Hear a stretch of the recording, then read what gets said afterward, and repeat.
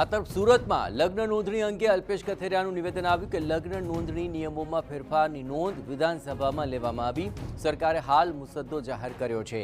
સુધારા અંગે વાંધા અને સૂચનો મંગાવવામાં આવ્યા છે. આ સુધારાથી સંપૂર્ણ નહીં પરંતુ લાભ તો થશે. પરિવારને લગ્ન અંગેની જાણ થશે.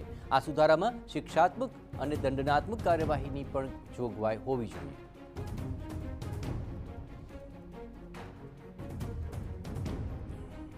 મુદ્દાઓને લઈને મને લાગે છે કે જે પ્રક્રિયા અટકવી જોશે અટકશે નહીં.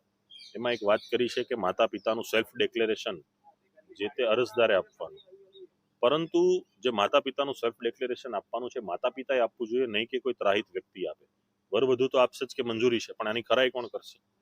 30 દિવસની પ્રક્રિયા એક લાંબી કરી છે, પરંતુ પ્રક્રિયા લાંબી થવાથી આ મુદ્દાઓ અટકવાના નથી.